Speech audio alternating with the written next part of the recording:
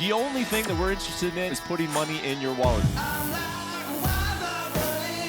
If you want to bet the fights, if you want to have a little bit of action, you are in the right place with my partner, Ian Parker. I am Brett Okamoto. We're ready to rock between our parlays, our props, our straight picks. It's time to make money. Let's go.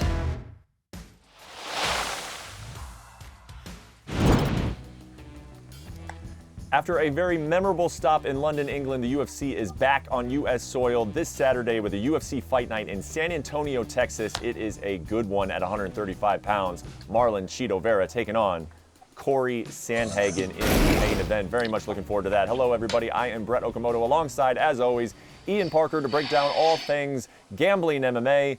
It's been a fun March, and it's been a profitable March for us, Ian Parker. I mean, you've been on a little bit of a hot streak here this month. Yeah, you know what? Our last 16 best bets, we've gone 14-2. We've really done a nice job with our new prop of the night segment. I'm really happy about. The parlay has been a little bit of my Achilles heel, but I got a good one this week I'm pretty confident in. And as cold as we were, we're even hotter now. We're going to keep it going. Yeah, we're so hot. We're just adding more and more ways in which to put action on these fight cards. And so about exactly 2 weeks ago, you added a new segment to this show. It's going to be Prop of the Week, where you actually pick a certain method, whether it's a round, whether it's a finish. And lo and behold, man, here we are, 2-0 after 2 weeks. And this one was a little bit of a nail-biter, but you got it done this week. Yeah, Muhammad Mokaev, this is actually the second time we've ever taken him in a best bet by submission. That knee bar right there, it's even nauseating to look at. I guess the splits and stretching is how you're able to get your ligaments to go that way. He understands the assignment. He understands what it takes to win a bet inside the distance and a submission. He risked his knee for us. Muhammad Mokaev, we thank you for that one. But my God, speedy recovery. Hope to see you in July. Yeah, man, you're not kidding. I mean, we're happy that we hit a prop bet of the night. But, geez, I mean, you watch this video of Muhammad Mokaev. That the legs are not supposed to bend that way, man. He was on crutches afterwards in London. Like you said, very, very speedy recovery to Muhammad Mokaev, because I'm very interested in this guy's career moving forward, and we will see what happens with him. But we got business to attend to here. Saturday, it's UFC Fight Night. We're taking a look at the main card.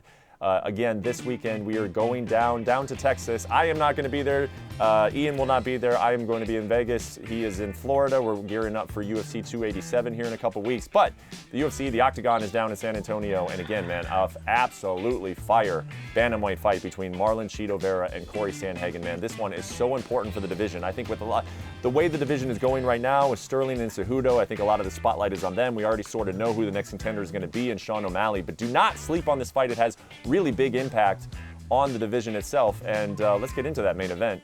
Ian, I don't know how much more I got to tee you up on it, man. It's a very, very fire main event. Two guys who have been, Cheeto's been on a little bit of a hot streak in terms of he's extending the streak. Cory, maybe not as long of a win streak, but he's been very, very competitive against the very top names, and he comes in as a favorite here. How do you see this fight going? Are you a little surprised that Cory's the favorite? Not surprised? How are you trying to break this one down? You know what? I'm not surprised that Cory Sandhagen is the favorite. He's been fighting at the top for a while, back and forth with his wins and losses. But his last fight, he looked the best that he ever did, and he needed to against someone in Song Yadong. The footwork that we always know was there, but he was trying to finish the fight. He was landing his strikes. He was trying to mix in the wrestling. He was really putting it all together, and he knows that he belongs at the top. It just seems like every time he gets to that contender fight, he drops the decision. He lost to Aljo. That, in my opinion, not that it was a fluke that Aljo got the sub, but that's just not. Cory doesn't usually get finished that way. The way he fought Song Yadong, and even the Petr Yan fight was really tough. He's got someone here in Cheeto Vera, which I give Cheeto a lot of credit for taking this fight. He probably could have sat out for a little bit, maybe campaigned for that O'Malley rematch, but he doesn't say no to anyone. I really like Sandhagen in this fight. However, I think where Cheeto is good, Cory is better. And the issue here in a 5-round fight, when you're fighting someone like Cory Sandhagen, when you're a slow starter, no good. Cheeto is notoriously known for slowing start. He was losing to Frankie Edgar until he landed that kick. He was also losing to Dominic Cruz before he got the finish. Now, we know Cheeto turns it on in the later rounds 3, 4, 5. But when you're playing from behind against a cerebral fighter, a high IQ fighter like Cory Sandhagen who knows how to avoid damage, and he even talked about he wants to implement his wrestling a little bit more, I think if he puts Cheeto on his back, he'll be able to steal rounds, be able to really dictate the pace. And for me, Cory Sandhagen is my pick here. Agree with everything you say, man. I do think Cory Sandhagen, and I think a lot of people watching this sport are say, hey, man, this guy's got all the tools to be a future champion. He has had those growing pains, a little bit of an off night there against Aljamain Sterling. A lot of people thought he beat TJ Dillashaw, and then he takes the fight on a little bit of short notice against Petr Yan.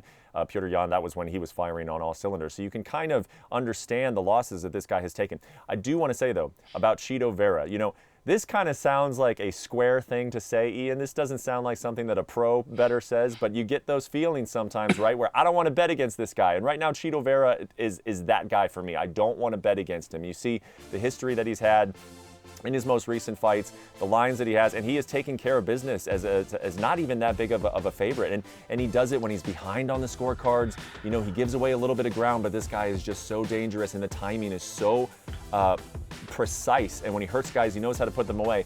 So let me ask you, in my layman talk, in my square talk, and I say I just don't want to bet against this guy. How do you get over that as a professional bettor?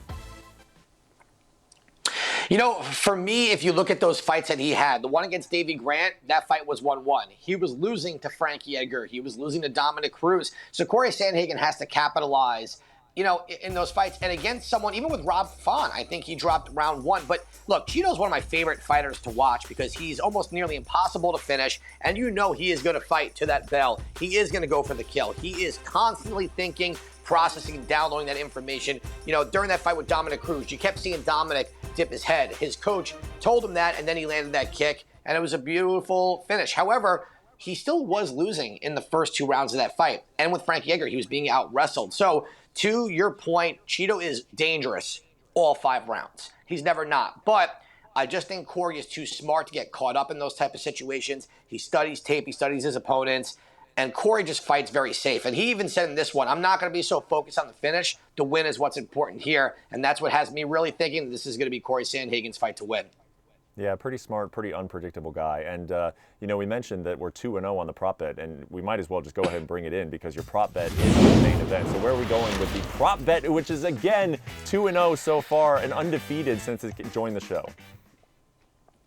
And look, I will say this with the prop bet. With Mario Batista, who was minus 900. We got him at submission round 1 at plus 120. We got Muhammad Mokaev, who was minus 800 at a plus 110. This week, we have someone in minus 170. We're going to get at plus 120 as well. I'm going Cory Sandhagen to win by decision. Chito, as I mentioned, very difficult to finish. And I think for Cory, he does not mind fighting 5 rounds. He can dictate that. He can dictate that pace. He can continue to point fight.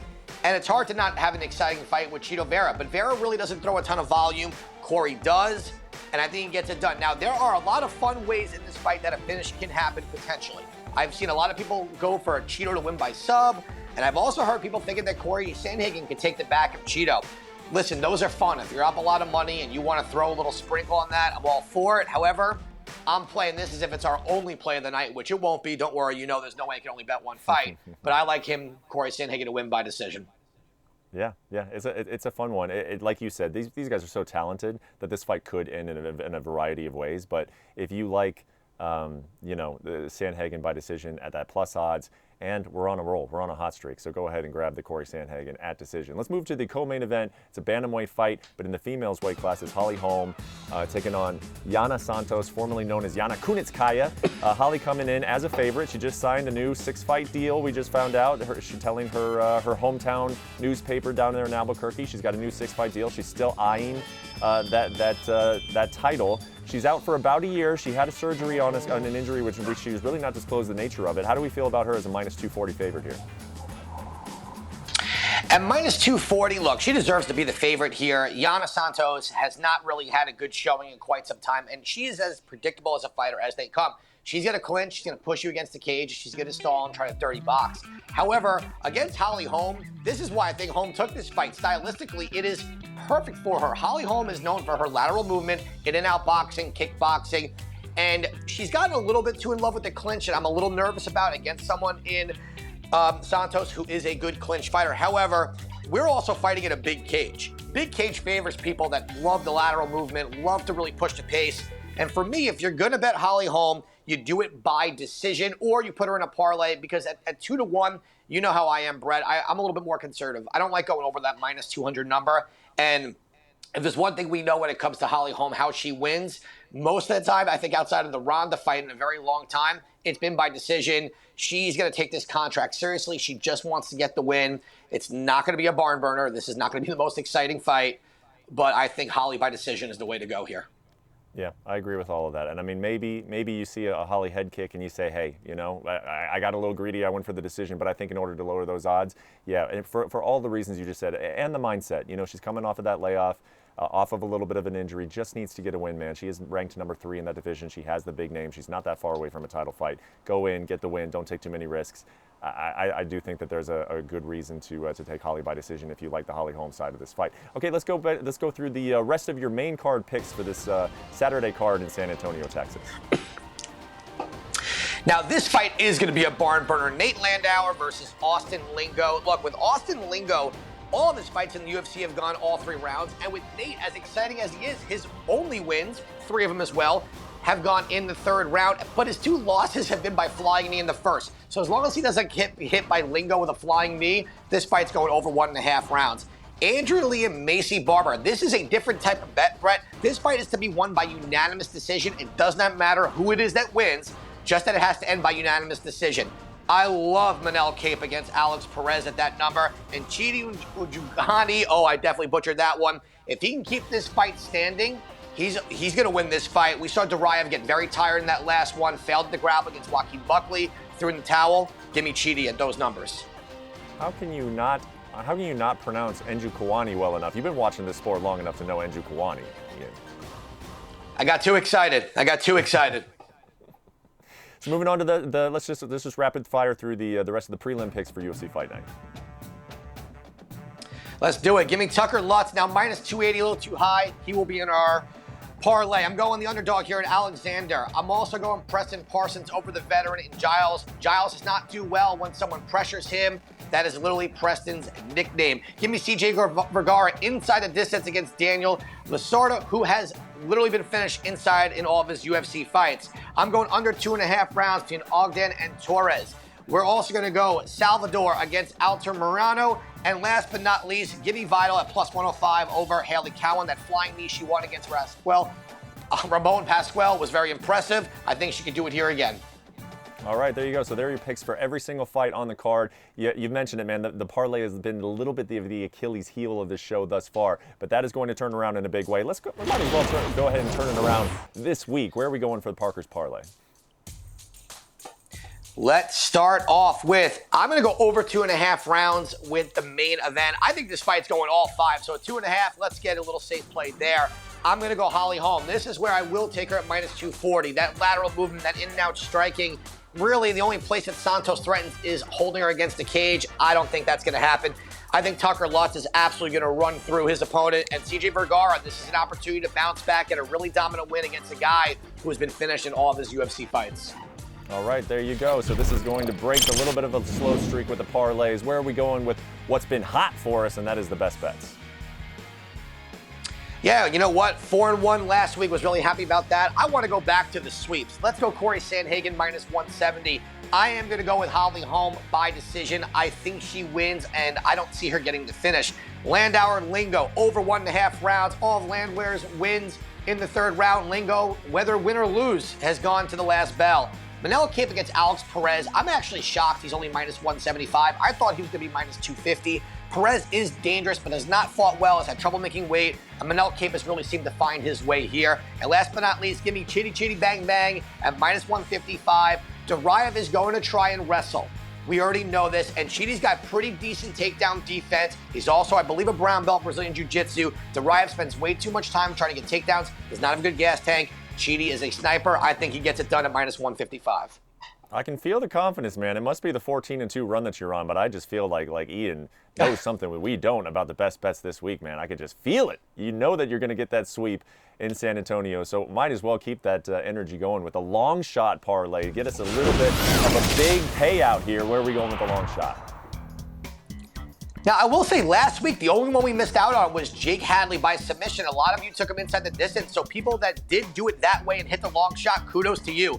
I'm going to go Andrea Lee at plus 220. Look, Macy Barber is an excellent prospect, but that line is too wide. Andrea's fought some really good competition, and if she can press Macy, not the other way around, I think she's got a shot. I'm going Lucas Alexander, I'm going Preston Parsons, and I'm going with Vital here at, listen, we're getting plus 2780 to 1 on this, only 4 fights. Let's take a shot, and let's hit the long shot this week.